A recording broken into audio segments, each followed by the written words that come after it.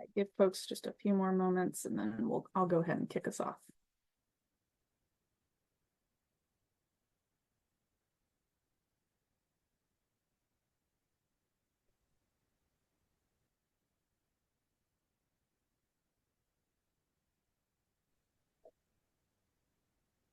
All right, well, we'll go ahead and get started. Hi, everyone. I recognize several names and there's also some new ones, so thanks for being here.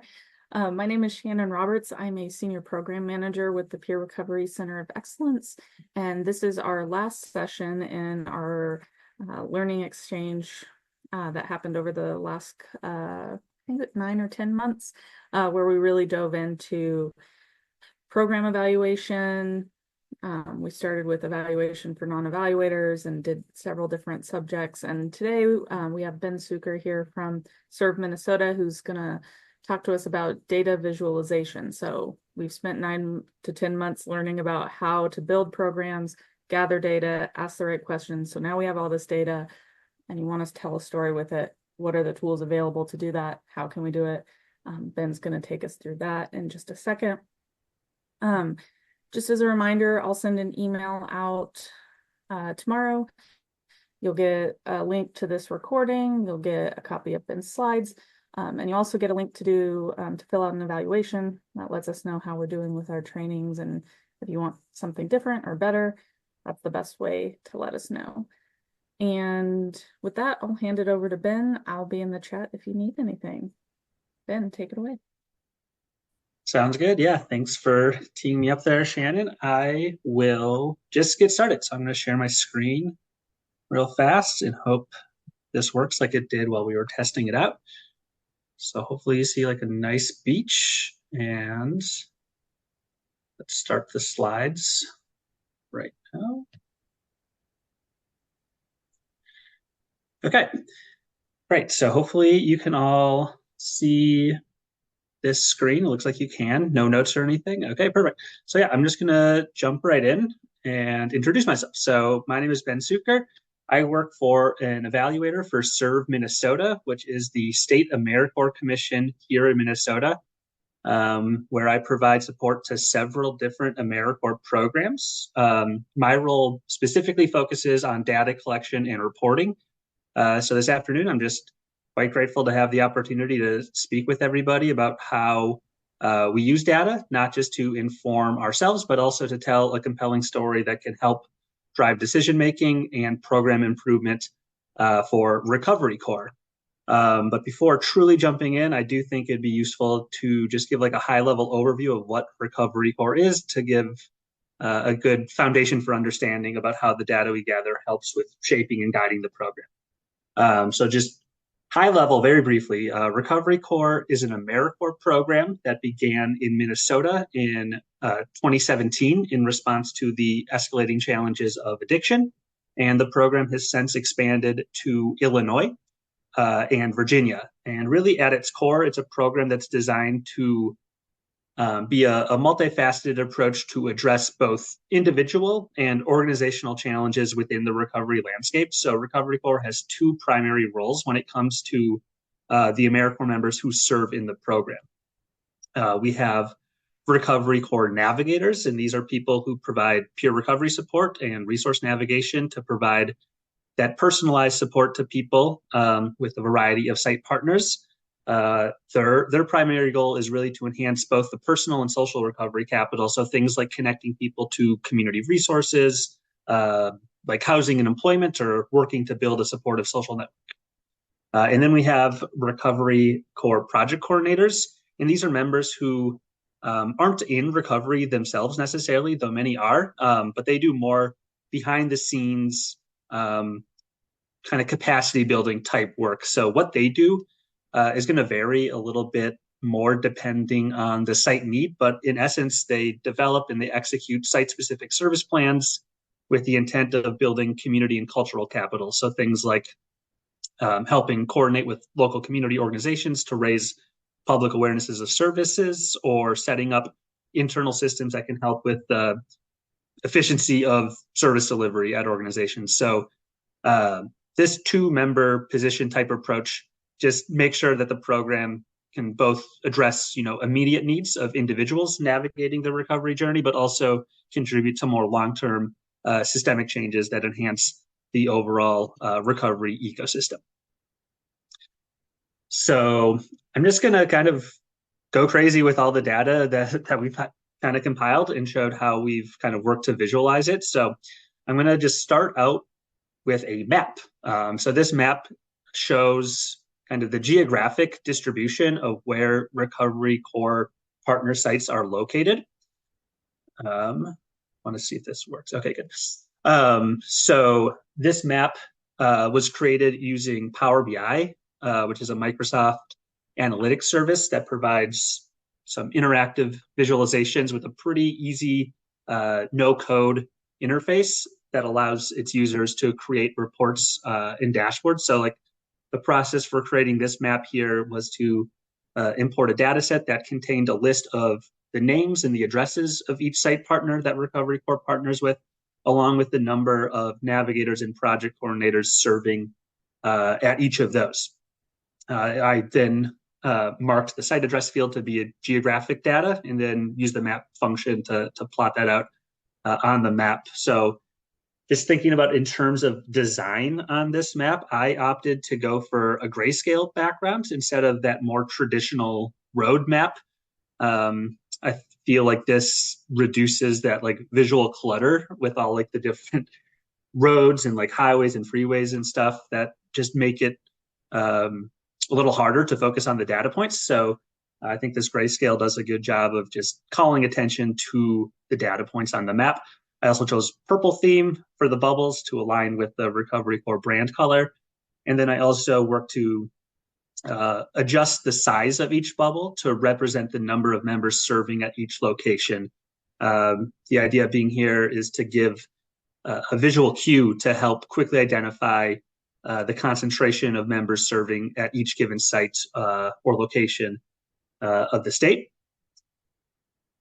The next visual on this page, we have a horizontal bar graph that shows the number of site partners in each state. So for this one, and pretty much every other visual going forward, I used Microsoft Excel, a tool that's probably familiar to everybody here. It's quite useful for quick data analysis.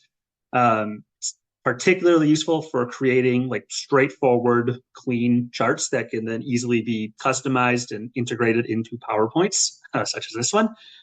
So a couple of design choices to call out here. First thing I did is I just removed the grid lines, which I do for pretty much every visual. Again, I just find that cleaner. I also removed the axis titles that are automatically present when you create graphs like this, all with the intent of making things feel less cluttered and easier to read. Instead, I've added these data label numbers to each bar, which makes things kind of immediately clear to understand, the data without needing any sort of additional context. And then finally, the last visual on this page shows a stacked bar chart showing the number of navigators and project coordinators per state. Similar to before, I removed the grid lines and the Y or the vertical axis title. And I also added data labels inside of the bar chart. I also removed the legend, which would typically be used to indicate like which colors correspond to which category. And instead, I decided to integrate that information directly into the chart title for just like a more integrated look. So, the mention of navigators and project coordinators in the title are going to be colored and bolded to correspond to the representation on the chart. So dark purple for navigators and dark yellow for project coordinators to create that like direct visual link between the text and the data. And then just like for a very quick like interpretation of this table or this graph, excuse me, we're able to see that Virginia has a more like balanced approach between the direct peer support offered by 34 navigators and capacity building effort by 25 project coordinators, while in Illinois, the emphasis seems to be more on those navigators. So this distribution can just give us an insight into how each state might be prioritizing different aspects of the program perhaps according to local needs or program development strategies. So this slide focuses on the types of sites that Recovery Corps partners with, which are organizations all along the recovery and addiction care continuum. And I've chosen a series of pie charts to display this distribution across the entire program, and then more specifically within each state. So we have like this very big pie chart that it is going to include a legend to identify the types of sites, which range from collegiate recovery programs to recovery community organizations, with many in between. And then for the three smaller charts, I removed the legends from those and just made sure that the color coding matched the main chart to maintain that visual continuity across the slide. I also placed data labels based on the size of the chart. So on the big chart, I have the data labels on the outside of the slices. And then on the smaller chart, I have the data labels kind of going either inside, or I selected like best fit for the smaller ones. Another thing that I did here was just to make sure to standardize the height and the width of each of the smaller pies, and then locked in that aspect ratio. So when I was putting all of this together and moving the pie charts around, there was no weird like visual distortion issues that happened when I was changing the size or the placement of each of the graphs.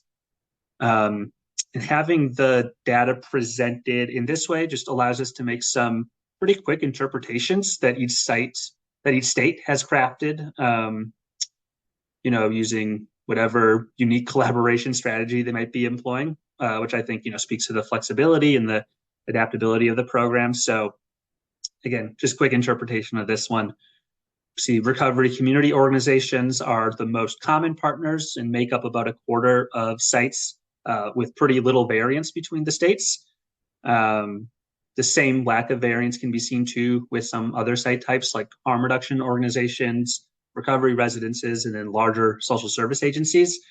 But then when you're kind of comparing each state's individual pie, you can start to get a quick understanding of where those differences might be. So like we look at Illinois and we see, a kind of a disproportionate large slice of that pie being treatment centers, with about 1 in 5 sites fitting that criteria.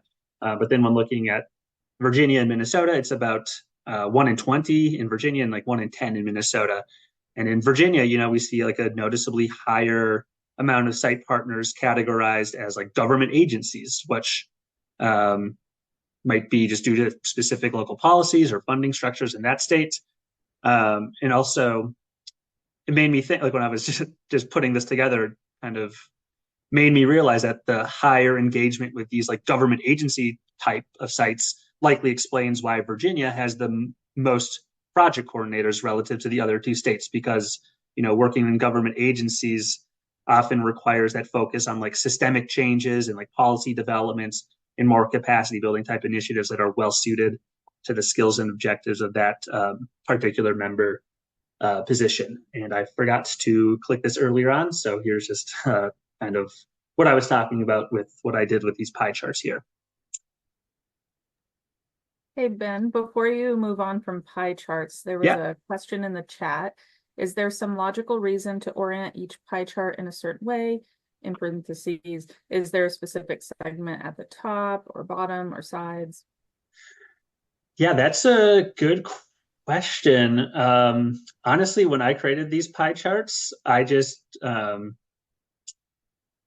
actually looking at it now, it looks like I just ordered them like alphabetically in terms of the type of site. So like collegiate recovery program starting with the C, government agency starting with the G. And then that's how it was initially set up in that like big pie chart. And then I just set all the other 3 pie charts up in the same way.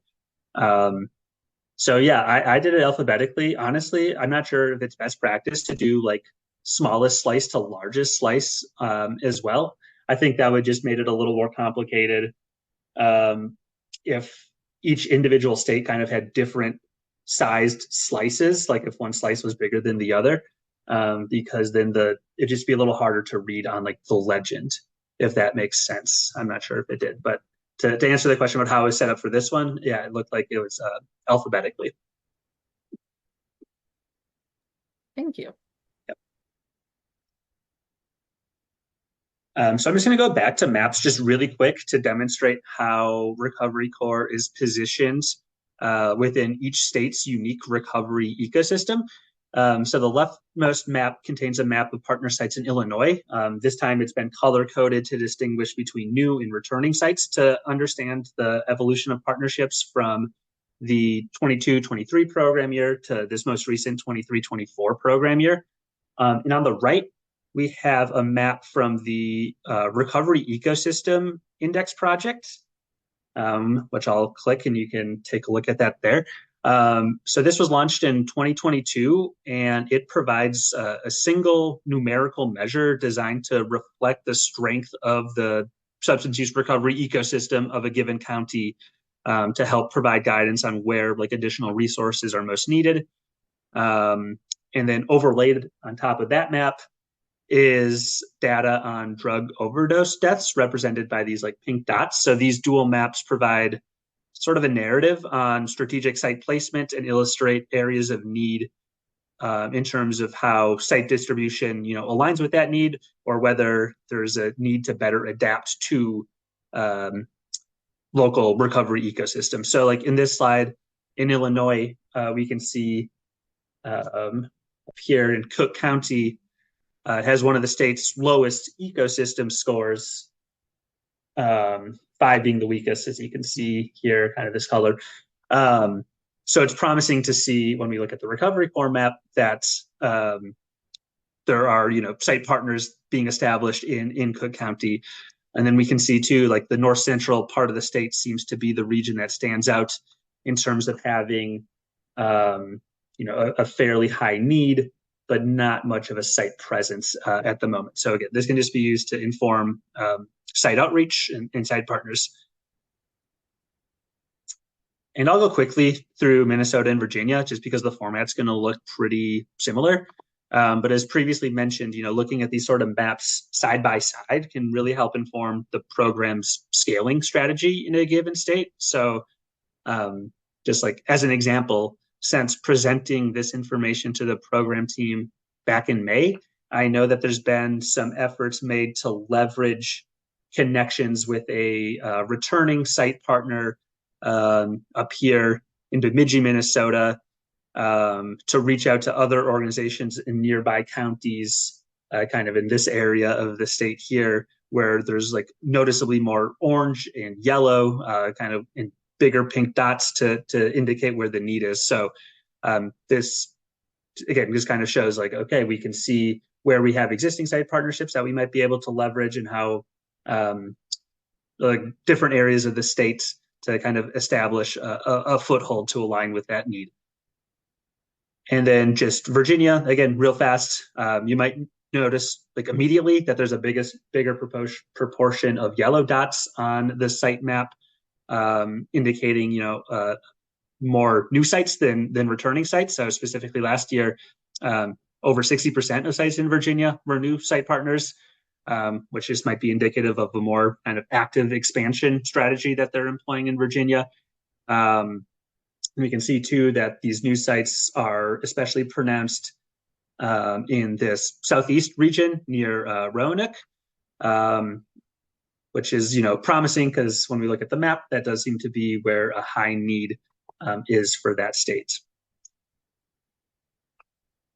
Okay, so moving away from maps for a second, this slide presents a breakdown of the participant demographics across both Minnesota and Illinois.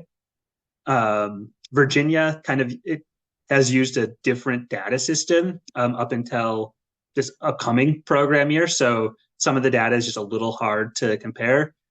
So for most of the rest of this presentation, I'm just going to focus on Minnesota and Illinois. But yeah, this presents a breakdown of demographics across each of those two states. Ideally, it can offer some insights into the diverse population served by Recovery Corps navigators. So this table serves to show how demographic distributions vary between Minnesota and Illinois. And to enhance the immediate understanding of the differences, I've applied a gradient color scheme using different shades of purple. So this color coding is really intended to help emphasize the differences in magnitude between demographic groups across states. So the darker shades are going to represent higher proportions within a demographic category, making it easy to spot, which groups are more prevalent in each state at a quick glance. So this visual technique can be particularly useful for just quickly identifying where those significant variations are, and also where there isn't much of a difference at all. So for interpretation of this table, I'll just focus kind of on this recovery pathways section here. And we can see, like 12-step programs, there's no shade at all in between that. So it shows a relatively balanced utilization across both states, likely, going to reflect the widespread acceptance and reliance on this traditional recovery model. Counseling or therapy, similarly, also widely utilized, though slightly less balanced between the states. So we see kind of that color for that 5 to 10% difference show up there. The big difference that we're going to see is on that next category around recovery pathways for faith-based or spiritual practices, which are utilized 27% more in Minnesota participants than in Illinois, which is going to suggest some sort of regional variation in cultural or spiritual preferences that Recovery Corps, the program, just like needs to be aware of and be sensitive to. And then we also see pretty sizable differences in medication-assisted therapy or MAT, and also self-managed recovery, with higher proportions being seen in Illinois. So, just like thinking about what could account for that. Again, this probably requires more inquiry to really figure out. But, in Illinois, if we look at the primary substance or substances that a person is in recovery from, we see that opioids is quite a bit higher than in Minnesota. So maybe this utilization of MAT is reflective of a higher prevalence of this problematic opioid use for people working with navigators, knowing that like buprenorphine or Suboxone are medications used to treat that. Lastly, looking at self-managed recovery, it also shows significantly higher utilization in Illinois, which might reflect just a greater emphasis on self-directed empowerment and recovery. Just because, we looked at that map in Illinois, there was more rural sites. So there just might be fewer existing support structures in place, leading people to kind of need to self-manage their recovery, if that makes sense. So yeah, these differences outlined on this table, I think, just highlight the need for the program to just remain adaptable and to remain responsive to the varying needs of the participants that are being served. Oops. This is just me explaining the table again. Okay, so this next slide shows a comparative visual of ethnicity representation in Recovery Corps participants against state drug overdose data, both fatal and non-fatal in Minnesota and just fatal in Illinois. So to show this, I created a couple of clustered column charts to compare and contrast the data sets. Doing this allows us to visually distinguish between different groups within the same category and makes it easier to directly compare the demographic breakdown side by side. And one note to make here, something maybe everyone on this call could be familiar with, is like the inherent challenges in comparing program demographics to like state specific data, um, there seems to be like a lack of national standard for data collection and reporting on substance use, leading to pretty significant variations in how data is gathered and how it is categorized. Um, and this variability is not only between states, but it also happens, between different agencies within the same state. And each state has like unique health policies and data reporting protocols that's going to influence the availability of data and the ability to kind of compare it to data of program participants that you might be working with.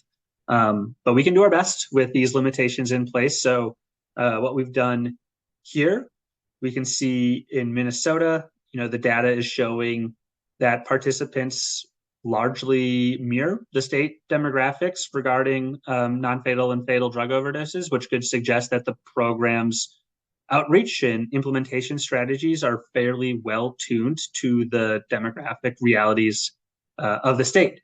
And members in Minnesota are, engaging the communities most impacted by substance use. And then on the other hand, in Illinois, we can see that there's some pretty big noticeable discrepancies between the demographics of participants served and those affected by fatal overdoses statewide. So this could indicate a need for some adaptation of strategies to ensure that the program more effectively reaches and serves different populations. So just by examining these comparisons in this hopefully easy to understand visual way, we can better strategize some outreach efforts. So now I'm going to move on and just talk about icons. So a little less on the charts and just more like high level stuff about icons and how they can be used to sort of convey a whole bunch of different data related items. So this slide here, it outlines some of the implementation data that's collected during each instance of service provision that a navigator provides to somebody. So this is going to include information such as minutes of service, modality, date of next scheduled meeting, session focus, notes, things like that. But for this slide, I've just chosen to use icons to represent modality, whether the service is provided in an individual or a group setting, and then the focus area of each session.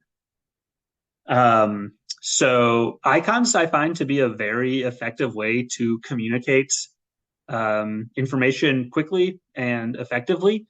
So they can encapsulate concepts in that like universal language that's going to not totally transcend linguistic barriers, but it's going to make the data more accessible at a glance.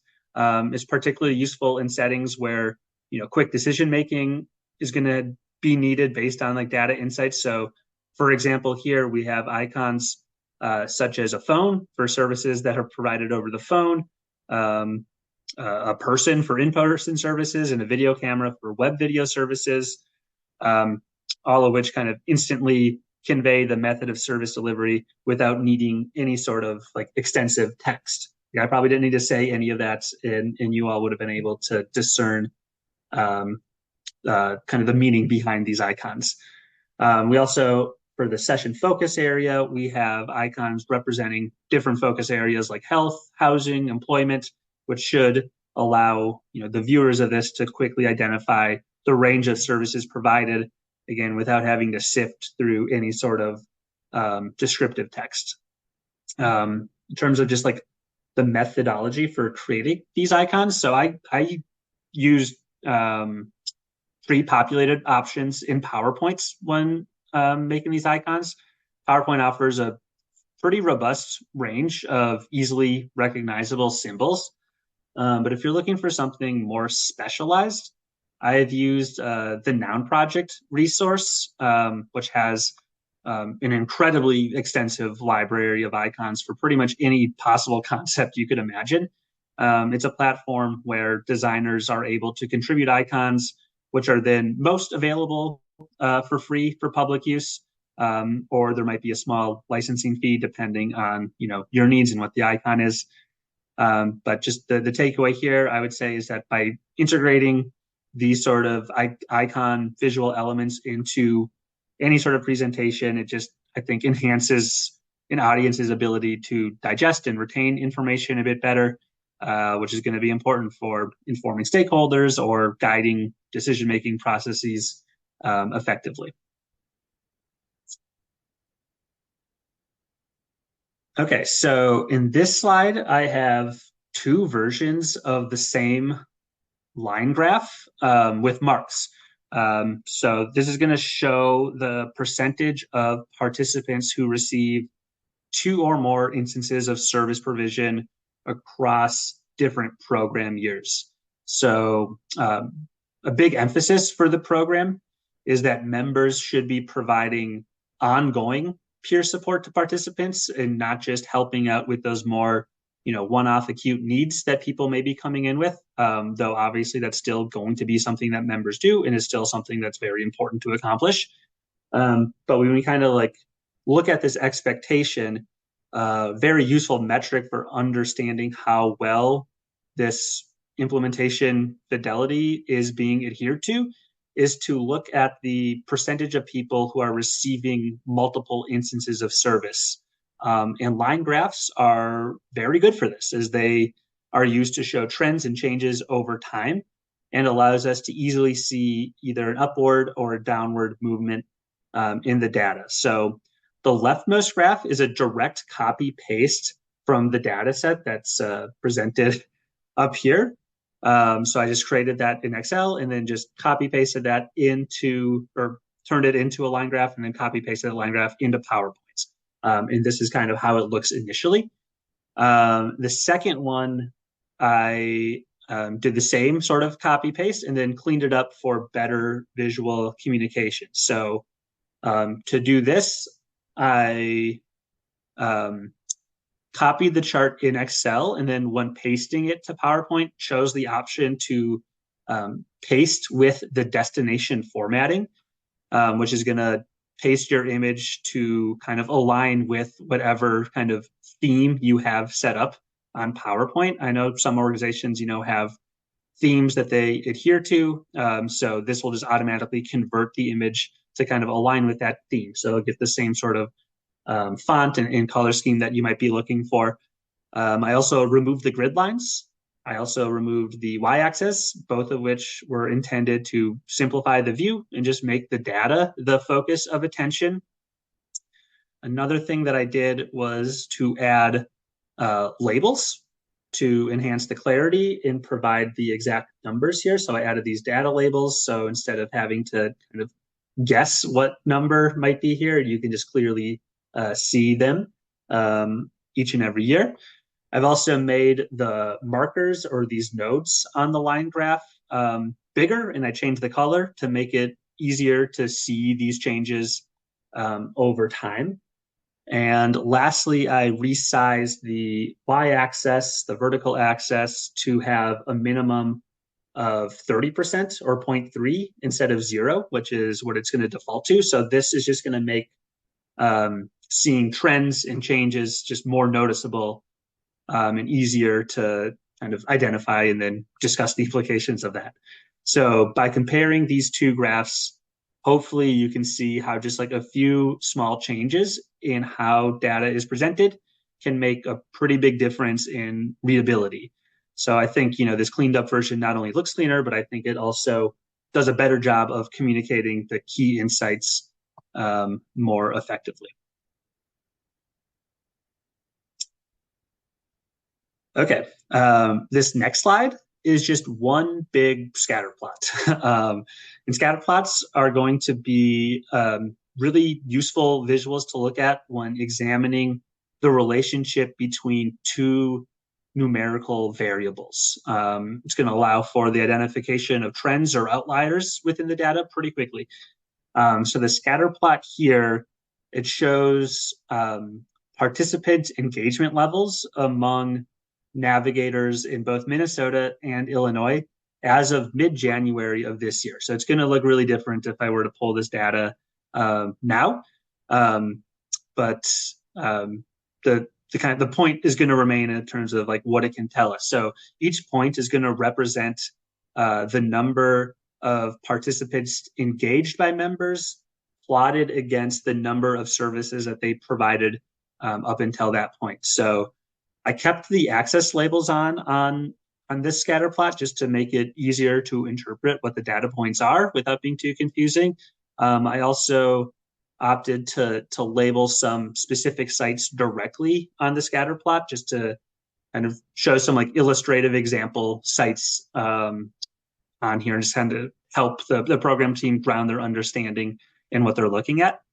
And then lastly, I manually added these horizontal and these vertical reference lines at the average number of services provided and the average number of participants seen, respectively, to just help provide like a benchmark for where navigators stand relative to these averages.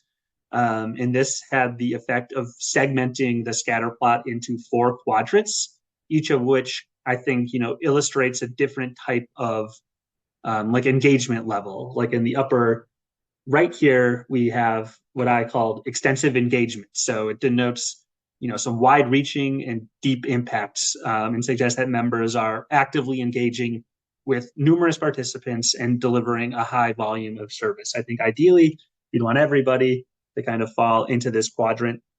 But we also have sort of different levels of engagement. We have focus intensity on this side. So here we're going to observe more concentrated effort on fewer participants, coupled with a high level of service provision. Down here we'll have broad outreach, which is we see a wide reach in terms of total number of participants seen, but then like a lower depth of service provision. And then we have this quadrant here, limited interaction, which suggests just a lower level of all activity in terms of both participants and services provided. So, the program team could take a look at this. They could see which sites fall in that limited interaction quadrant, and then start to hypothesis for why this might be. Maybe the members are relatively new to the program. Maybe their site doesn't have that like internal referral mechanism to connect them with participants to serve. It could be, many different factors, but understanding what these factors are going to be helpful in then addressing those and kind of thinking of solutions to increase member and participant involvement. And then like beyond that, the scatter plot just on the whole is going to help the program team better understand the dynamics of how the program is being implemented and offer some insights into how different sites and different navigators are working to engage participants throughout the year. Okay, so moving away from implementation data and more onto participant outcomes, I included 2 visuals here that have used dumbbell plots, which are visuals that are useful for comparing before and after data, as they're going to highlight that like magnitude of change. So the leftmost plot here, it shows on a high level, participants indicated an enhancement in their ability to remain substance-free from the beginning of the year to the end of the year. The plot on the right, it combines 2 scores, so the changes in self-esteem and also the changes in self-efficacy, which is a measure of a person's perceived confidence and ability to remain in recovery. So both self-esteem and self-efficacy are measured on a 10-point scale, which is going to allow them to be plotted on the same space like we did here.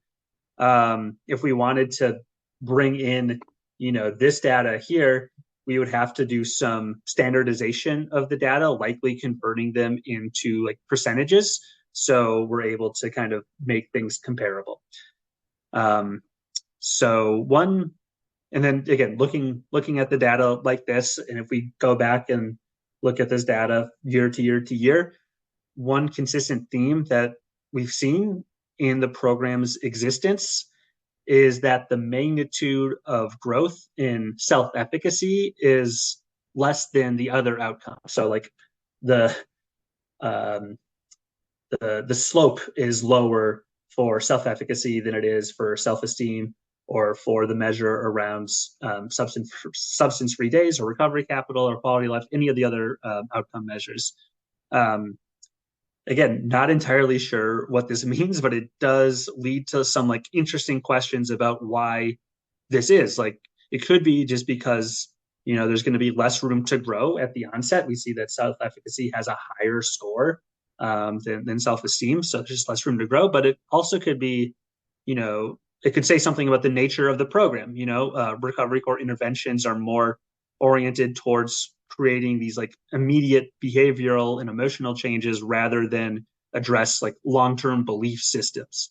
But again, just by examining data in this way, we're able to gain a deeper insight into the program's impact, and then also can consider more targeted strategies for helping members be better positioned to enhance the self-efficacy of the participants that they're serving. Hey, Ben, quick Yeah. question. I answered, well, it was mostly my thought in the chat. Sure. But someone asked, when would you include a trend line in a scatter plot? Ooh, I like to do a trend line and a scatter plot. It's a good question. I mean, at pretty much any time you could include a trend line. Doing it in Excel is a pretty easy thing to do. And I know a trend line, right, is going to kind of allow you to say, for each like, or I guess it helps examine that relationship between your two variables. I would say it's always fine to add a trend line. Sometimes you're not going to see like any slope to the trend line, which will just kind of show you that there isn't really a relationship there. Um, but but if you do see, a relationship where like that trend line, where like what is it like y equals the slope coefficient, I mean, then you would be able to say something like fairly powerful about, for each change in this variable, it's going to have the influence over this other variable by a certain amount. So I don't think there's really any hard and fast rules about when you can use a trend line. I think you should use one and then just see what it tells you. We use trend lines a lot when we look at like the change of recovery capital over time, or over like the kind of the relationship between the amount of sessions a person has and then like their average recovery capital score. And from there, we've been able to say something like for each subsequent session that somebody has with the recovery core navigator, on average, by looking at that trend line and that slope coefficient, we can say, they increase their recovery capital score by X amount. So yeah, I'm not sure if that really answers your question. It's just kind of, just use trend lines to see what it can unearth for you. Yeah. And it looks like we have a hand up if you have time for a question. Yeah. Thank you. That was my question, but I have another question. You did answer that one very nicely. But on this slide, I'm seeing only 2 points for each data or whatever.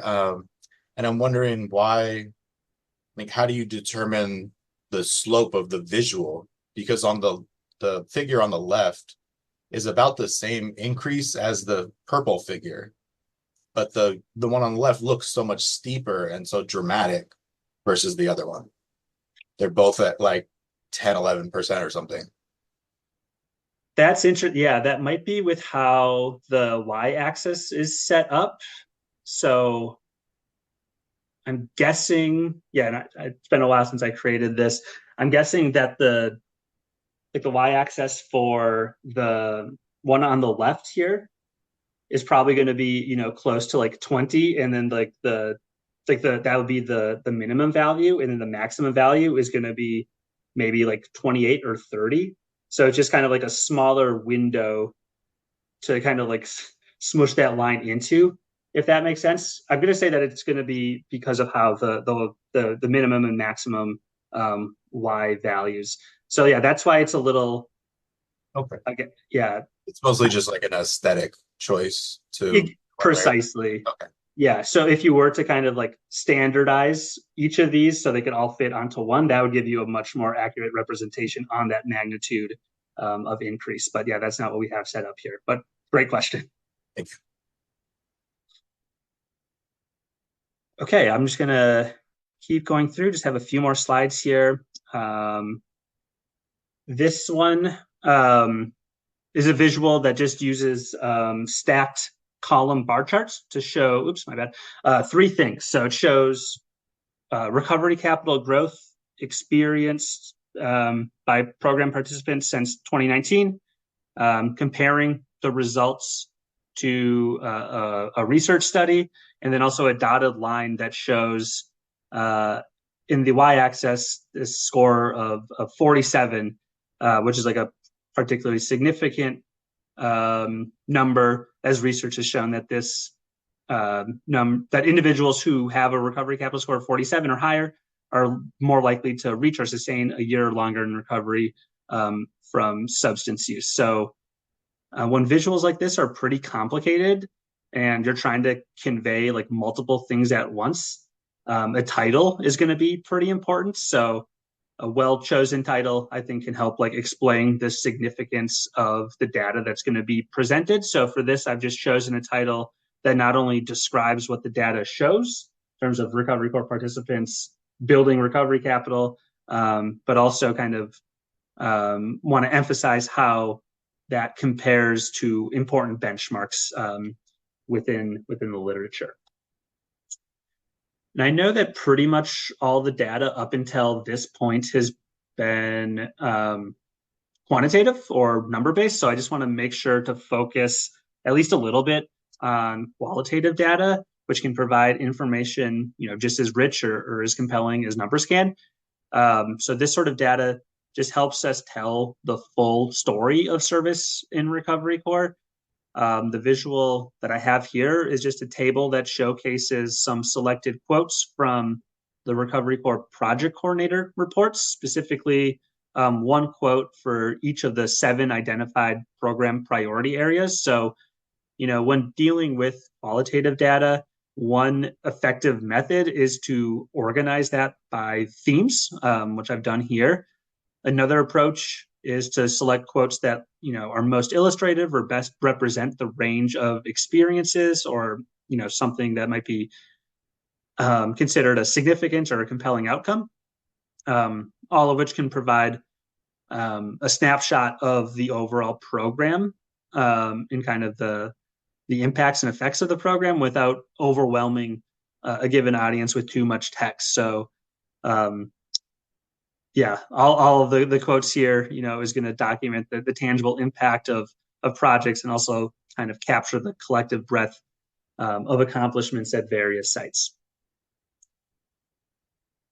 And on this slide, I've just sort of blended quantitative data from site surveys with a couple of qualitative testimonials from site partners to provide a more holistic view on the impact that Recovery Corps project coordinators have. So we have this pie chart that's showing that 83% of sites either strongly agreed or agreed with the statements that member service helped extend their reach into new communities.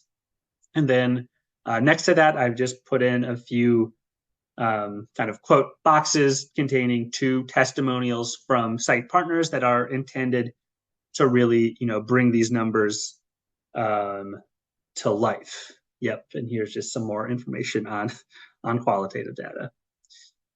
And then in the remaining, this is going to look a little like busy, but I just wanted to make a note of some of the kind of the tools that the program is using to kind of facilitate data communication. So data management and monitoring are going to be critical components of Recovery Corps' infrastructure. And we want to make sure that we can capture and analyze and utilize the data to drive decision-making and program improvements. So for Recovery Corps, we have data being stored and managed across 2 main applications. NAC, it's a no-code database, relational database that serves as a primary web-based HIPAA-compliant storage system. And this is going to be used by all members. And it's quite customizable to fit to the unique needs of the program, which is helpful for our program, because each subsequent year there's many changes that are made to hopefully enhance the data collection process and make things as user-friendly as possible for members, and also make sure that the data collection process doesn't feel too much of a burden on the participants themselves. And then NAC is, we have like an API linked to Power BI. So this is a report that's going to function as an interface, again, linked to NAC, and it provides more enhanced data visualization and analysis capabilities, offering a more like user-friendly platform for program staff and program leadership specifically to explore and interpret data. So like Recovery Corps members don't have Power BI access, but the program team, the team implementing the program, and then again, leadership is going to have access to these reports. So, Power BI just is useful because there's a lot of filtering options that are available. So just allows for like quick access into key insights, and also easier progress towards tracking various implementation and outcome goals that are set either internally or also are kind of grant mandated. So the team can like quickly report on those sort of metrics. So yeah, on here, I mean, this is a table of each member, or not each member, but just a subset of members. The program year just launched just a few weeks ago, so there's not too much data to actually show. But you can see, a program coach, they could filter by their name. They could see all their members that they're kind of tasked with managing, and then seeing again, like high level, how many people this member is working with routinely, when their last service provision was, total minutes of service. We also have like drill throughs available, so you can see like the participants, all de-identified, of course, to see what kind of the focus of their service is. We also have kind of streamlined this like goal setting and this like resource attainment piece, so we're better able to understand the goals that members are working with participants on, and also the resources and the support systems that are being connected to over the course of the year. We also have, again, a Power BI page for the project coordinator position, where we can see some like anticipated goal values versus current goal values for what they're hoping to get out of their service. So I could do a whole hour-long Power BI training, but I know that's not the intent of this presentation. And I know we don't have too much time left. So, oops, didn't realize that these would each happen individually. My bad. I thought they would all show up as one. But I have a slide that shows, each of the, you might have noticed like each slide had like a different sort of yellow note about kind of the different visualization techniques or graphs, things like that were reviewed throughout this presentation. So I'll make sure that when I share these slides with Shannon, that they all live together. So you can just have a quick reference for all of the visuals that were included in this presentation and kind of what they're used to do. So with that, I'll just stop clicking around, or maybe I'll click until the very last slide where I have my name and some information about Recovery Corps on it, and just open it up for any questions or reactions, either about the topic at hand or about Recovery Corps as well.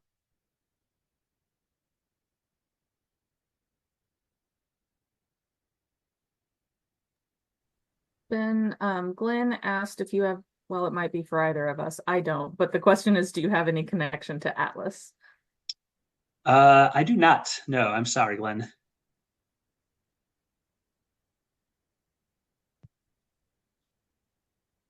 So if it is a community-based organization providing peer recovery support or addressing addiction in some way that is located in either Minnesota, Virginia, or in Illinois, I'm happy to pass any sort of like contact information to potentially explore program alignment.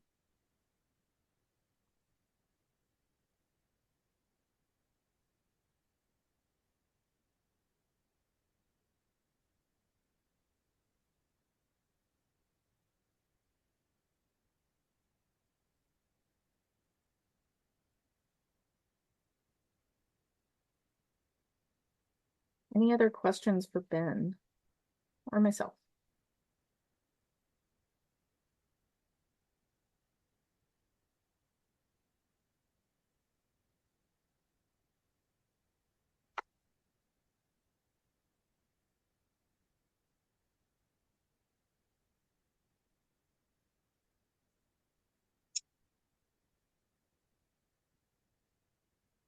I see one question come in, how I learned all this. I would say it's kind of a mix of formal education, but honestly, most of it is just kind of learning by doing. So, like when I first started, my role was just to make sure that we had like the systems in place to understand what members were doing, and then conveying that information to the program team to help them um, manage members, and then again report to like higher level leadership to just see like this is like what's going well in the program. Here's where there's room for improvement. So a lot of it was just kind of trial and error, just like setting things up and then just looking at the data. And then kind of with each year that's passed, I feel like myself and then kind of my larger team has just become more adept at doing data analysis type stuff. So just the more you work with it, the easier it becomes, I would say.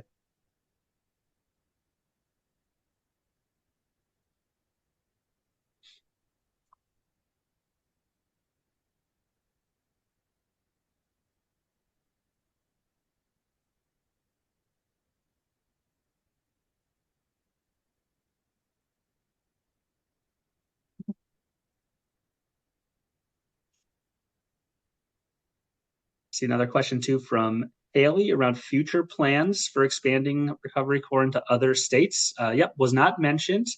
Yeah, there's been some tentative discussions around expanding into New York State, namely in the Poughkeepsie area. So Recovery Corps set up as an AmeriCorps program that's implemented actually by AMPACT. And AMPACT has AmeriCorps programs like Reading Corps and Math Corps throughout the country. So wherever there's kind of been an AMPACT program in a given state, that's where we start to explore like, is Recovery Corps potentially a good fit for this specific location?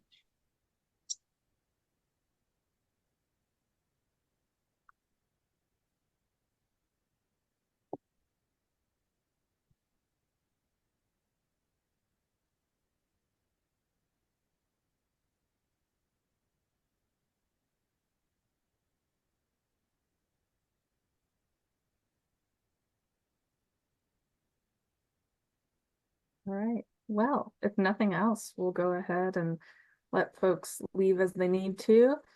Thanks for being here, everyone, and especially Ben. Thank you for your presentation. I also forgot to mention at the top of this, we are offering certificates of participation. We don't offer CEs formally because, as all of us know, peer certifications are managed at the state level. But you can take those certificates of participation to your certifying body, and 99% of the time they offer those hours as towards your CEs. So yeah, that info and how to get your certificate will be in my follow-up email that will come tomorrow morning. Thank you, everyone.